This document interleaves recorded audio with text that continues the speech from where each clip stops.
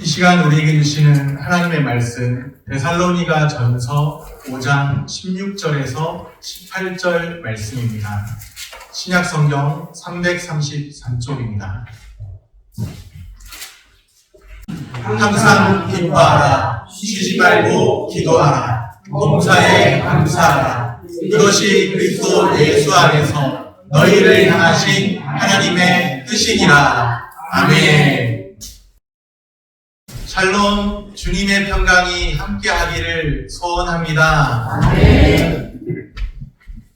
우리 제목 같이 한번 읽어보고 시작할까요? 감사를 회복하자. 아멘. 매년 11월 셋째 주일, 11월 셋째 주일은 교회력에도 추수감사주일로 되어 있습니다. 11월 셋째 주일을 추수감사주일로 교회는 지켜오고 있습니다. 추수감사주일이 뭐 하는 날인가? 지나온 한 해의 추수, 한 해의 결실을 얻게 하심을 돌아보면서 감사드리는 날이죠. 지나온 한 해 동안에 결실을 얻은 모든 것, 하나님이 얻게 하셨습니다. 하나님이 주셨습니다. 지나온 모든 시간은 다 하나님의 은혜입니다.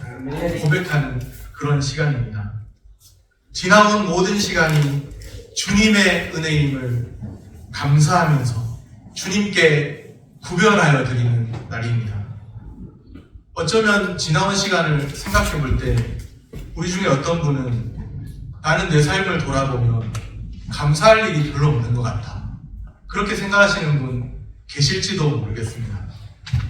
그런데 하나님의 뜻을 발견하면 우리는 감사하게 됩니다. 감사해야 합니다. 오늘 본문은 놀랍게도 하나님의 뜻에 대해 말씀합니다. 사람이 하나님의 뜻을 헤아릴 수가 있나? 하나님의 뜻이 무엇인지 사람이 헤아리기가 쉽지 않죠. 하나님의 뜻이라 하면서도 왜곡시켜서 말할 때가 많습니다. 십자군 전쟁이 대표적인 한 예예요. 하나님의 뜻이라 하면서 전쟁을 일으켰지 않습니까? 그리스도의 이름으로, 십자군이라는 이름으로 전쟁을 일으켰지 않습니까? 그래서 서로가 죽고 죽이는 그런 일들이 있었지 않습니까? 하나님의 뜻이라면서 왜곡시키는 경우가 많고, 유한한 인생이 무한하신 하나님의 뜻을 헤아리기가 참 쉽지 않은데 우리가 하나님의 뜻을 어떻게 알 수 있을까? 그런 생각도 해봅니다. 그런데 선명하게 나타내신 하나님의 뜻이 있습니다. 그것이 바로 오늘 말씀이죠. 우리 다시 한번 오늘 본문을 같이 읽겠습니다. 항상 기뻐하라. 쉬지 말고 기도하라. 봉사에 감사하라. 이것이 그리스도 예수 안에서 너희를 향하신 하나님의 뜻이니라. 아멘. 분명하게 이것이 그리스도 예수 안에서 너희를 향하신 하나님의 뜻이니라. 하나님의 뜻이니라고 되어 있어요. 이 하나님의 뜻에 감사에 관한 말씀이 있죠. 추수감사주일, 오늘 추수감사주일이 또 우리의 남아있는 생애가 다른 그 무엇보다 감사를 회복하는 시간, 감사의 회복을 누리는 시간 되기를 소원합니다. 오늘 말씀 첫째로 감사를 회복함으로 기쁨을 누려야 합니다. 16절 말씀입니다. 항상 기뻐하라. 감사가 기쁨과 깊은 연관이 있습니다. 감사가 회복될 때, 감사가 회복되면 우리는 더욱 많은 기쁨을 누리게 됩니다. 기쁨이 그리스도인의 삶의 표지와도 같습니다. 예수 그리스도를 인격적으로 만난 사람, 기쁨이 충만하죠. 기쁨이 그리스도인의 삶의 표지예요. 그런데 항상 기뻐하라, 그렇게 말씀하잖아요. 항상 기뻐할 수 있나요? 기쁜 날도 있지만 슬픈 날도 있지 않습니까? 어떻게 감사를 회복하고 항상 기뻐할 수 있을까요? 질문해 볼 수 있겠죠. 빌립보서 4장 4절 말씀입니다. 주 안에서 항상 기뻐하라. 내가 다시 말하노니 기뻐하라.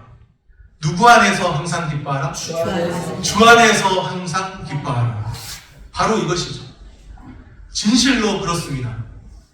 우리가 누리는 기쁨이 어떤 기쁨인지를 분명하게 알아야 하는데 주 안에서 누리는 기쁨이에요.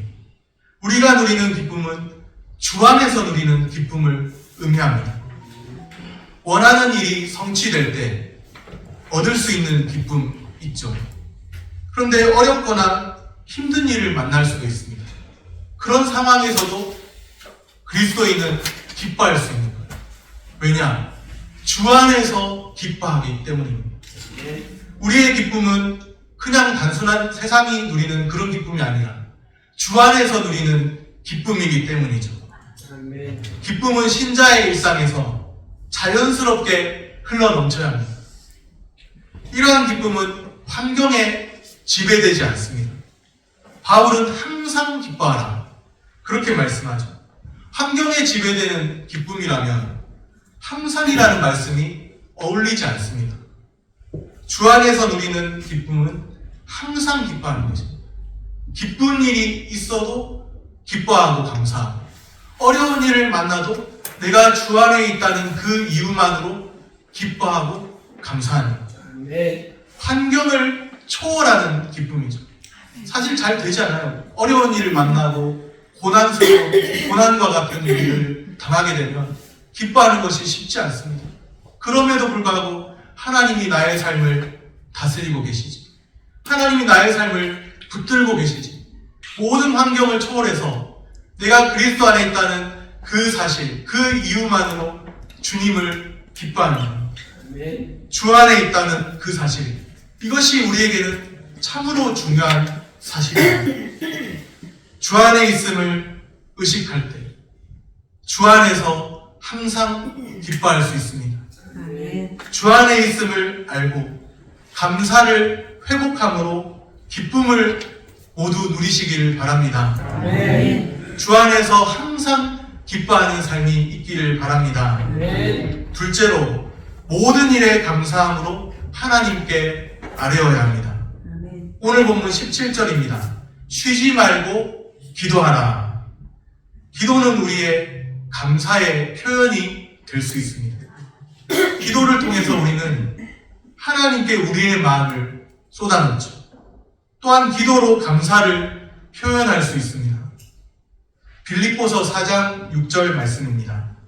아무것도 염려하지 말고 다만 모든 일에 기도와 간구로 너희 구할 것을 감사함으로 하나님께 아뢰라. 어떻게 하나님께 아뢰라고 말씀하나요? 감사함으로 하나님께 아뢰라.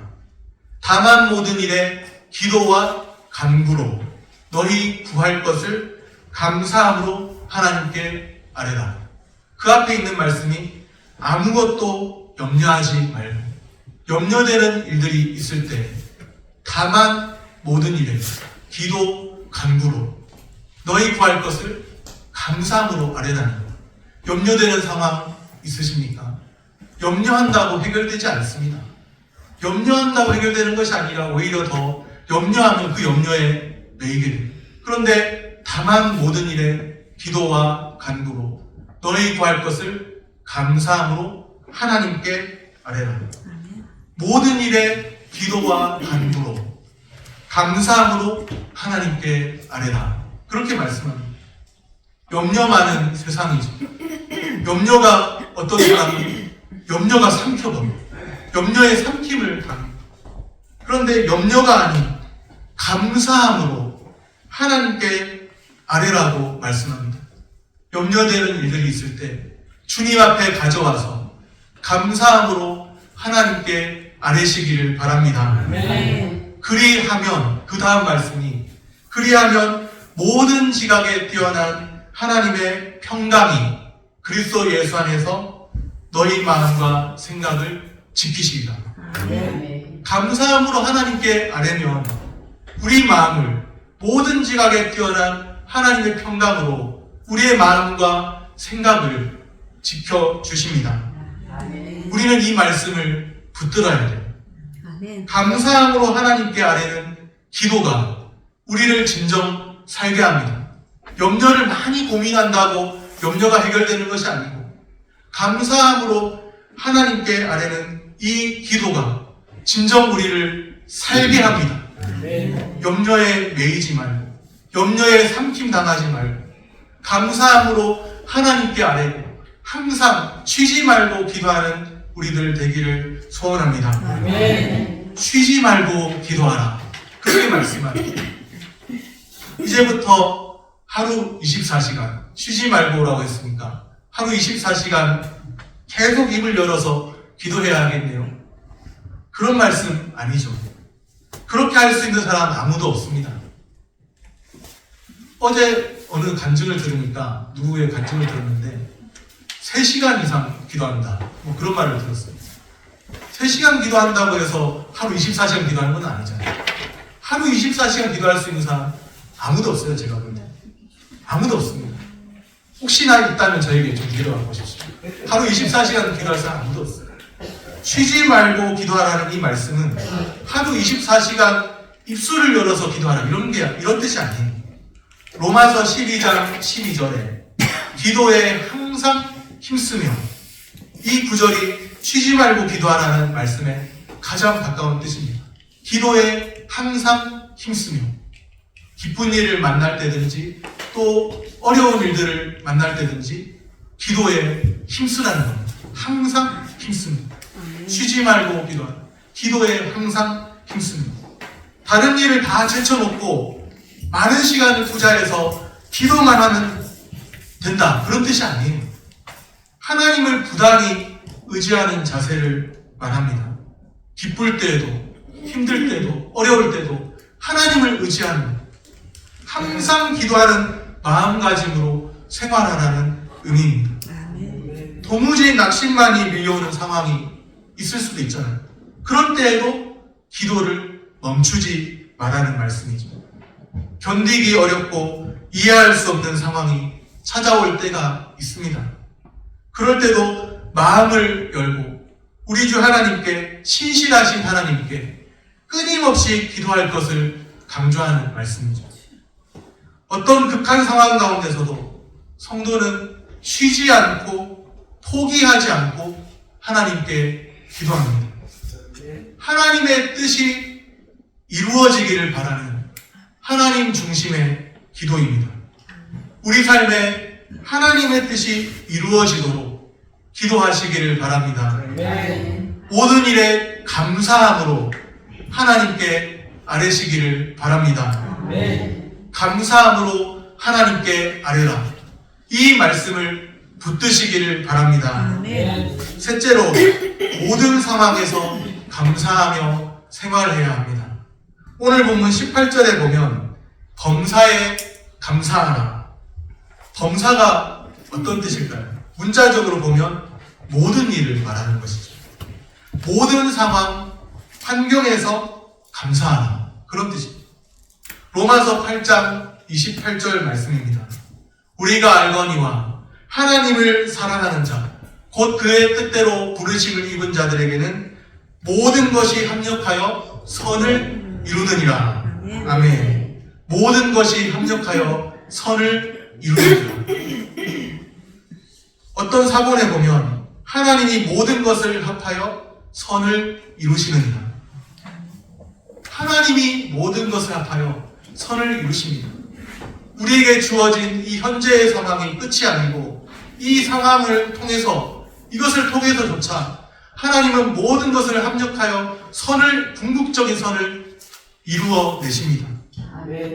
모든 상황 가운데 합력하여 선을 이루시는 하나님이 살아계십니다. 이것이 우리가 범사에 감사할 수 있는 이유예요. 우리에게 어떤 어려움을 만나도 모든 것을 합하여 선을 이루시는 하나님이 살아계시고 오늘 우리의 삶을, 나의 삶을 다스리고 계시니 하나님이 나의 삶을 붙들고 계시니 우리는 하나님을 의지하며 신뢰할 수 있습니다. 우리의 신실한 하늘 아버지가 계시기 때문입니다. 자녀는 아버지께 구할 수가 있잖아요.